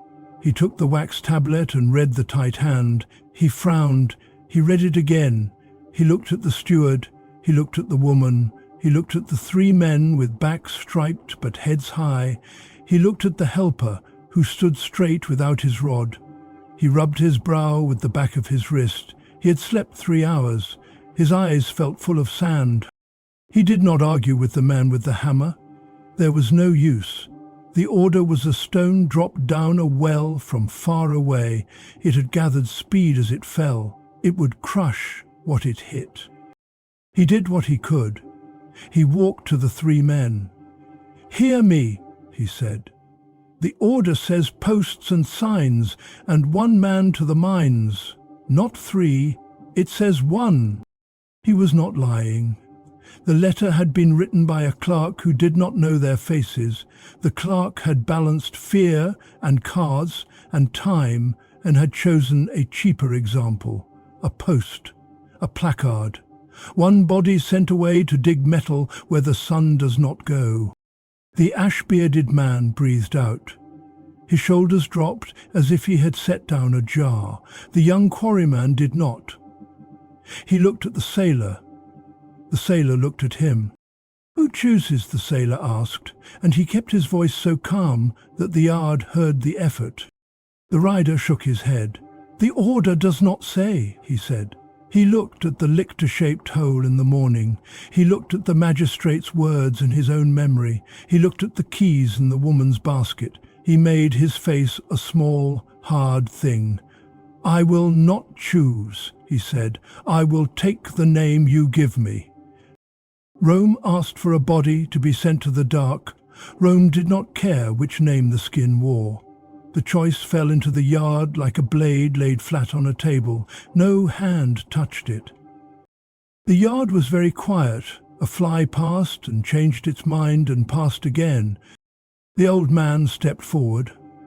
"I will go," he said. "No," the young quarryman said at once, as if the word had been hiding under his tongue since night. "Yes," the old man said, and put the back of his hand against the young man's forearm. The touch was like a father's, light but full. "I am old," he said. "The mines take old men faster. That is a mercy." He did not smile. "And I have fewer years left to send letters to no one." The sailor shook his head. "I have no wife," he said, "no children. I know ropes and knots. I can count loads. I will live longer where air is scarce. Let me go." The young quarryman looked at them both. He saw past words to pictures. The old man in a shaft with a rope around his waist, coughing. The sailor under a lamp counting baskets with a chalk he could not afford. Himself in the field with a scar that pulled when he lifted a block. He felt the welt on his arm throb. He saw the woman's lamp. He saw the boy with hair like dry grass. He made a choice that was simple and terrible. "I broke the rod," he said. "I took the bundle from the lictor. I lifted the hook from the boy. I will go." He said it like a man setting a stone in a wall. It fit. It made other stones stand. The old man's mouth opened. The sailor's hand lifted. The woman did not argue. She knew when a thing had found its shape. She stepped to the young man and put her palm on his chest, where the cords had rested in the night. "You go with a light," she said, "not in your hand, in your name." The rider nodded once, slow, as if sealing a pact in his own bones. He turned to the man with the hammer. "No crosses with bodies," he said. "Posts with signs. The sign says, the law speaks, the jars weighed, the talk ended, the leader goes to the mines." He said leader because Rome needs a word. It does not know how to write. Many stood together. The man with the hammer shrugged. He did not care what the sign said. He cared that it was cut and hung straight. They walked to the road, the whole yard, as if to a funeral. The carts creaked, the frogs in the ditch fell silent, as if even frogs respect wood when it is lifted for this use. The shrine's little faces watched from four sides and said nothing.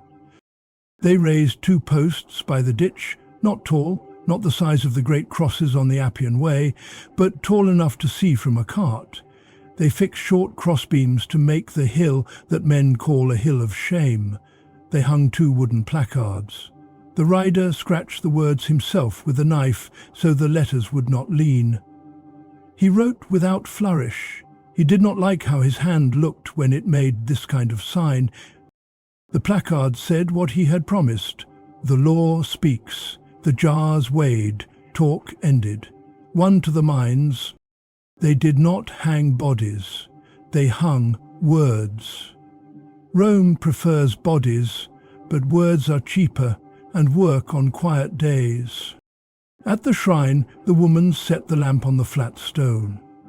The light was pale now in the sun. It still mattered. She took the keys from the basket and set them beside the lamp. The little god looked at the keys with 4 eyes that never sleep. The rider cleared his throat. He did not like making speeches, but a day like this asked for lines that people can carry home in their mouths.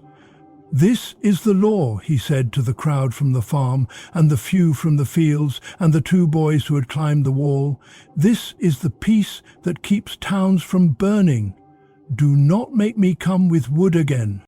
He turned to the young quarryman. He did not say, "I am sorry." He did not say, "Be brave." He did not know what to say to a man going under the earth so other men can pour oil on bread. He said the only honest thing left in him. "Your name." The young man lifted his chin. "Marcus," he said. It was a common name. Half of the men on the road might have carried it. It would not be easy to remember. That was why he said it again, a little louder. "Marcus." The old man nodded. "Marcus," he repeated, with a soft care that made the name heavy. The sailor said, "Marcus," as if marking a rope before a storm. The woman said, "Marcus," and the lamp's flame bent as if it were listening. The rider gave the sign, the slave catchers. Quiet now, chastened by the morning, tied the leather to Marcus's wrists. They did not jerk him. They did not drag. They had learnt something too, if only for an hour. The rider mounted, the little group turned toward the road to town, and then toward the road to the coast, and then toward the track that fell toward the mines, where rock dust lives in the throat like a second tongue. Marcus did not look back at the posts. He looked at the shrine. The woman lifted the lamp. He nodded once, the way a man nods to a friend at the gate when work calls and there is no time for more. They went. The yard emptied slow, as yards do after work that does not feel like work. The hammerman picked up his payment, a small bag that clinked and went with his team. The rider stayed behind a little. He watched the woman take the keys from the stone and hold them without putting them on her neck. He watched the steward carry the 2 jars for the poor and the temple to a cart. He watched the helper coil the rope again and hang it on a peg high on the press-house wall, where it would not reach a man's wrist easily. He turned his horse to leave and then stopped and said to the steward, "Weigh on the first market day of each week, in the yard, under the sky. I will send a boy to watch, not to count, to watch." It was not a law, it would be a habit. Habits keep men from cutting wood. Days passed, then weeks. The posts by the road stood, the signs weathered. The women passing with baskets began to put down their loads and rub the dust from the letters without meaning to. Boys ran hands along the wood and came home with splinters and stories. Men passing at dawn took off caps without looking, the way men do when any mark reminds them of power. At first the posts were sharp in the eye. Then they were only part of the road. That was Rome's trick. Make the terrible look normal, and the normal looked like mercy. The farm learned new shapes. The board with numbers hung lower, where many eyes could see and many hands could touch. The steward counted in a louder voice. He did not learn kindness. He learned caution. It was enough. The helper stood at the edge of the yard without a rod and said, "Work," in a tone that did not need leather behind it. Some days he failed. Old habits lived like burrs under skin. When he failed, the woman said his name, and he stopped, and looked at his hands, and went and fetched water. He did not ask for pardon. He did not speak of guilt. He learned a different job, to keep wind from turning small sparks into flame. On the first market day, the scale came out. The sun was high, the jars lined up like soldiers at rest. Men stood round, women stood at the edges with lamps not lit but present. The rider's boy came and stood and watched, eyes wide, mouth shut. He ate a crust a woman gave him. He remembered the way the old man had nodded at the fountain, and the way a young man had said his name twice to make it stick. The shrine at the crossroads gathered more wax strips.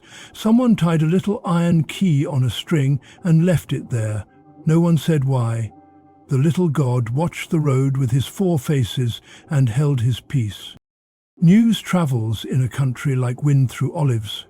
A man from the next estate heard of the weighing and tried it. A woman in town heard of the posts without bodies and made a joke that the law had learned to write. The joke reached a clerk at a desk in the grain office. He liked the joke, and he did not like it. He wrote a note. The note went nowhere. Men write many notes. The road eats most of them. What of Marcus? We do not know all his steps. Stories sink in the dark. We know this: the mines by the coast take men and use them like candles. They burn. Sometimes they give light for a time. Sometimes they gutter fast. Marcus knew how to lift and set, how to take weight in the back and not the arms. He knew how to breathe slow in dust and how to count loads to measure the day. He may have lived long enough to teach his way to another man, and that is a kind of victory Rome cannot measure. Once, after the first winter rain, a scrap of lead came to the farm tied to a mule's harness with twine. It was a small thing, cold, scraped, ugly. On it, someone had scratched a mark with a nail, 3 short lines and a longer one across them. It could have been nothing. It could have been a tally. It could have been a face with no eyes. The woman looked at it for a long time. She wrapped it in cloth and set it by the lamp. She did not say what it was. She did not need to. The posts on the road leaned after a year. The ditch's water ate the base of one. The man with the hammer came back on his own and tamped the earth and wiped the sign with his sleeve and went away again. He did not whistle this time. He had been at a place down the road where bodies had hung. He did not like posts when they carried flesh. The boy with hair like dry grass grew taller. He worked his first season on the press and did not drop a jar. He passed the shrine and put down 2 olives with his dirty fingers. He did not know why he counted out 2 and not 1. He did not have to. The helper grew quieter. The stripes on his back became pale lines. He spoke to new men in the yard about work and about when not to speak. He did not speak about himself. One morning he walked to the shrine before dawn and touched the stone and said nothing. When he came back, he burned the last piece of the old frame that had been left in the corner, a dark, hard knot of wood. He watched it turn to ash. He raked the ash into the garden plot by the wall, where women tried to make onions grow in poor soil. The onions came up thin and sharp and clean. The steward never became a hero. He stayed a steward. He came close to courage once and kept that folded in him like a letter. He weighed on market days. He sent oil to the temple and the poor. He counted fewer lies. He grew old, and his hands slowly stopped shaking. The rider from town was given a different post the next spring. He had written reports, with fewer crosses in them than others. Such men are moved sideways. He left before dawn, without ceremony. He passed the shrine and touched his boot heel to the stone to remind himself to be careful. He told himself he would not write a speech at his new post. He did not keep that promise. No one does. As for Rome, it went on. It always did. It preferred to forget the Appian crosses once the message was sent. It preferred to tell itself that posts without bodies proved mercy. It preferred to sign orders from far away so no one could argue. It preferred to call the 3 men leaders because one body is easier to manage than many minds. But Rome could not stop men from remembering what had happened in a yard on a day of weighing, when a woman held a lamp steady, when keys sat on a stone, when a steward spoke against himself, when a rider said dawn instead of wood, when a lictor learned that sometimes his rods break, when a helper coiled a rope and did not lift it again, and when a young man said his name twice and walked toward the dark so others would not. This is how terror works and how it fails. Fear is loud. It sets posts and cuts wood and hangs bodies and writes signs. But below fear there is a quiet world of small choices. Share bread, count aloud, move the scale into the sun, place a lamp on a stone, help a boy off a mule. Speak the word no without shouting. These small acts build a shape that law can see and choose not to break on a day when it is tired of cutting wood. It would be a lie to say this day ended Rome's worst punishments. It did not. Men were still sent to beasts, men were still nailed to wood, women were still branded, children were still sold. Laws are slow to forget their own teeth, but terror needs silence to stay strong. When people speak, even a little, the teeth dull. If you walk today along the old line of the Appian Way, you will not see crosses. You will see stones and grass and tourists and cypresses whispering in the wind. But if you stand still and listen, you might hear wood creak in the mind, and iron click in nail holes, and ropes rub, and a woman's voice say, "Hold the lamp steady." You might hear a young man speak his name to fix it in the world. You might feel, in your own chest, a spring that bends and wants to leap. Rome kept power by making examples. People kept their souls by making other kinds of examples, of standing, of weighing, of naming, of keeping a light. The posts by the ditch rotted and fell. The shrine's stone kept its wax drips. The farm learned a habit. The road forgot and remembered and forgot again. That is how the past lives, not as one great fire, but as coals under ash, ready to glow when breath finds them. And if you ask what this means now, in a world of offices and screens and laws that still like to write themselves from far away, the answer is simple. Keep a light, count in the open, tie your hope to habits, not to speeches. Say your name so others can say it too. Make examples that teach mercy to men who think only iron keeps order. On the day the posts fell at last, no one knows the year, the woman carried the lamp to the road at dusk. She set it on the flat stone.